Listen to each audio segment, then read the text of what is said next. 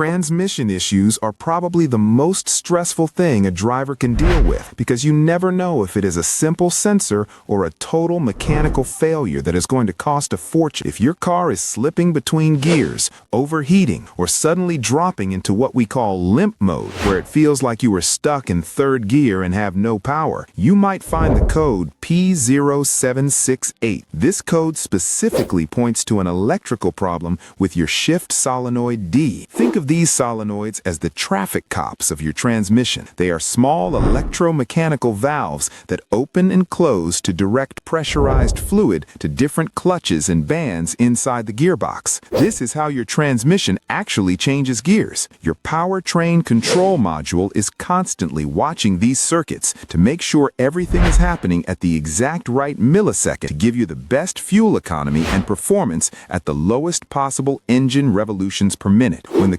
computer sees an electrical fault in the D solenoid circuit, it essentially loses its ability to control that part of the transmission. Now, do not panic and assume you need a whole new gearbox just yet. A lot of times, this code is triggered by something as simple as low transmission fluid or fluid that has become so dirty and thin that it cannot maintain the right hydraulic pressure. You should always start by checking your dipstick. If the fluid smells burnt or looks like dark chocolate instead of bright red, you definitely need a fluid flush and a new filter. If the fluid looks fine, then you need to look at the wiring harness that connects to the transmission. Since these wires are underneath the car, they are exposed to a lot of heat, road soft, and debris. It is very common to find a connector that has become corroded or a wire that has rubbed through its insulation against the metal frame. You can use a digital volt ohm meter to check for continuity, and you are looking for 0 ohms of resistance in most cases. If you find an open circuit or no continuity, you have found your culprit. Just remember to check for any technical service bulletins for your specific make and model before you start tearing things apart, as manufacturers often release software updates that can fix these solenoid codes without needing to replace any actual hardware. Would you like me to explain how to safely use a multimeter to test the resistance on that specific shift solenoid?